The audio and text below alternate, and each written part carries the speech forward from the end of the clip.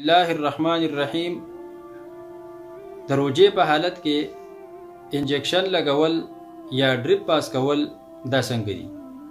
د روجې په حالت کې هر قسمه انجکشن لګول، خوا که هغه د غوښې او خوا که هغه د رګي او که هغه ډریپ دی، نو دا ټول لګول جایز دي.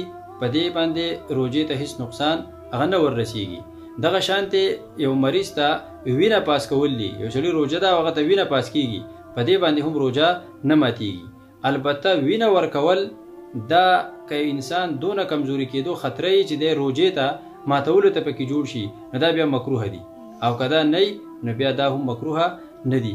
نو وینه ورکول یا وینه پاس کول، دغه شان انجکشن هغه چې لګول، هر یو چې دی په دې باندې روجه هغه نه ماتیږي، روجې ته په هغې باندې څه نقصان نه ورکولی کېږي. دغه رنګې بله اهمه مسله چې په سترګو کې یا په غوږونو کې یا په پوزه کې ټکی کول، په دې روجه ماتیږي که نه ماتیږي؟ نو دې کې د سترګو په ټکی باندې یا په سترګو کې رانجه لګول یا دوایي اچول، په دې باندې روجه هغه نه خرابیږي نه ماتیږي.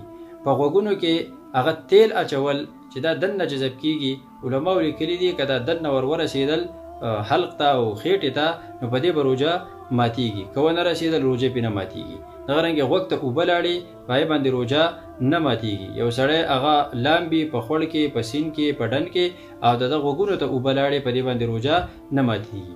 په پوزه کې دوایي اچول، په دې باندې روجه ماتیږي، ځکه دا ډایرکټ حلق ته تلي، هلته کې سړی بیا دا قابو کولی نه شي چې واپس یې راتو کي، نو په پوزه کې به ټکی او دوایي دا به پکې نه اچوي.